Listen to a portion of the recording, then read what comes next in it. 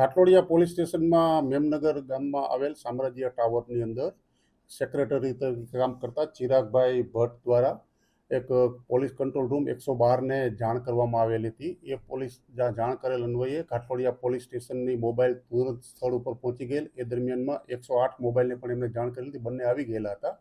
108ના mobile દ્વારા અમને તપાસતા જે ઈજા પામનાર હતા કાનજીભાઈ ચૌહાણ, જે 30 વર્ષથી ત્યાં લિફ્ટમેન તરીકેનું કામ કરતા હતા અને છેલ્લા ઘણા સમયથી લિફ્ટમેનનું બંધ કરી અને ત્યાં રહેતા હતા અને ગાડીની સાફ સફાઈ કરે અને નાનું મોટું પરચુરણ સોસાયટીના રહીશોનું કામ કરી અને જે વાપરવા આપતા એમાં પોતાની આજીવિકા રડતા હતા. એ જે એચ બ્લોકમાં સૂઈ જતા હતા. આ જે મરણ ગયેલ હોવાનું જાહેર કરતા તાત્કાલિક પોલીસ જે ગયેલી હતી એમને ઘાટલોડિયા પોલીસ ઇન્સ્પેક્ટર જે અત્યારે પંડ્યા સાહેબ હાજર થયેલા છે, પીજે પંડ્યા સાહેબને જાણ કરેલી.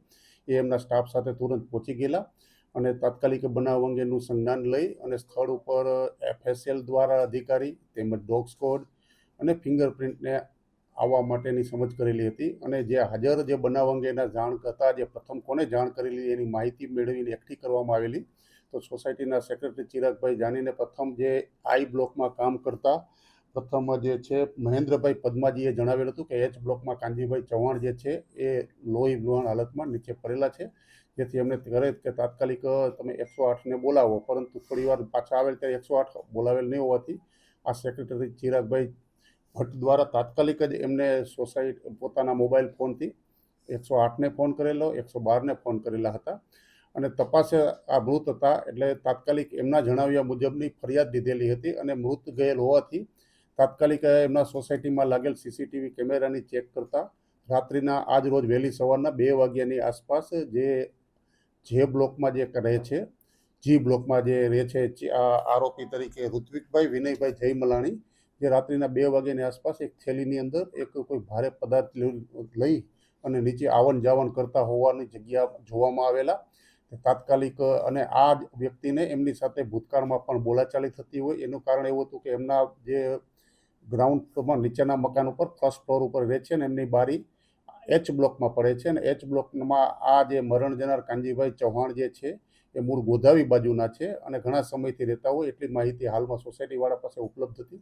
એના આધારે ફરિયાદ લીધી અને એમને જાહેરમાં જે બાથરૂમ કે જે છે એવો ઉપયોગ કરતા હોય ને એમાં એ બાબતમાં ખુલ્લું રાખી અને પોતે સૂતા હોય ને નાનું મોટું ક્યારેક બોલાચાલી એ બાબતની થયેલી હતી, જેનું મનદુખ રાખી અને આ ઋત્વિકભાઈ વિનયભાઈ જયમલાણી જે રાત્રિના સમયે પોતાના હાથમાં ઘરમાં એક બોથડ પદાર્થ લાવી અને એના માથાના ભાગે 2 થી 3 જેટલા ફટકા મારી અને નાસી ગયેલા હતા. એ મુજબની ફરિયાદ તાત્કાલિક દાખલ કરવામાં આવેલી અને સ્થાનિક જગ્યામાં 2 પંચો લાવી એ સાક્ષ્યમાં એનું પંચનામું કરી અને જે લોહીવાળા કપડાં આજુબાજુમાં FSLના જણાવ્યા મુજબના પુરાવા એકઠા કરવામાં આવેલા હતા. અને આ વધુમાં જે ડોગ સ્કોડ જે તપાસ માટે બોલાવવામાં આવેલા હતા એ ડોગના હેન્ડલર જે છે એ ડોગ જે સ્મેલ આપી અને ટ્રેક કરાવેલ હતું, તો એ જ પણ આરોપીના ઘર સુધી ડોગ ત્યાં ગઈ અને એમને નિશાની આપી અને ગાઈડ કરીને ત્યાં ગાઈડ કરતા પોલીસ ડોગ ત્યાં પહોંચી ગયેલા હતા જે આરોપી પાસે. એટલે ફરિયાદીના CCTVમાં દેખાણા કેમેરા તેમજ ડોગના આધારે આરોપી જે છે એ આ ઋત્વિકભાઈ વિનયભાઈ જયમલાણી હોવાનું પ્રસ્થાપિત થતાં તેમને પૂછપરછ કરવામાં આવેલી હતી. એટલે હસ્તગત કરીને પૂછપરછ કરતાં પોતાના જૂના બનાવવાનું સંધાને વિગત જણાવેલી હતી કે એમના બારીની પાછળ જતા આ અવારનવાર એ ચંચાડા કરતો એવી વિગત એમને હાલમાં જણાવેલી છે.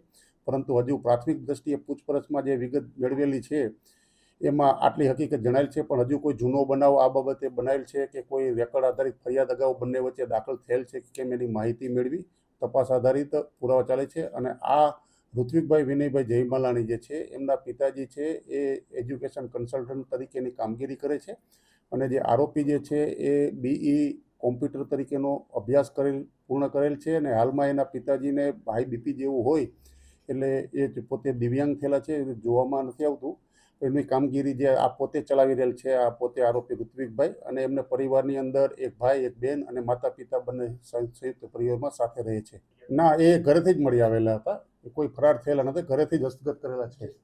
આમાં ડોગની મહત્વની ભૂમિકા આવી હતી કે જે બનાવ સ્થળેથી જે ઘટનાક્રમમાં ડોગ જે સ્મેલ કરીને જે ટ્રેક કરેલ તે આરોપીના ઘર સુધી ગયેલ હતા ટ્રેકિંગ કરતા. એટલે એના આધારે પણ અને CCTVમાં જે દેખાતા હતા વ્યક્તિ એ બંને એક જ વ્યક્તિ તરફ અને ફરિયાદીએ જે સેક્રેટરી જે જાહેર કરેલ ફરિયાદ આમ પ્રાથમિક દ્રષ્ટિએ જ આરોપી વિરુદ્ધ અટક કરવા જેટલા પૂરતા પુરાવા હોય એટલે ઘાટોડિયા પોલીસ દ્વારા એના વિરુદ્ધ અટક કરી ધોરણસરની કાર્યવાહી હાથ ધરેલ છે. હાલમાં હજી ઘાટોડિયા પોલીસ સ્ટેશનમાં હજી હજુ રેકર્ડ આધારિત તપાસ અને કાર્યવાહી કરવાની બાકી છે, પણ હાલમાં જે મૌખિક જે જાણકારી મેળવેલ છે એમાં કોઈ હજી એના વિરુદ્ધ કોઈ રજૂઆત આવેલ હોય કે કેમ એ જાણવી શકાયેલ નથી.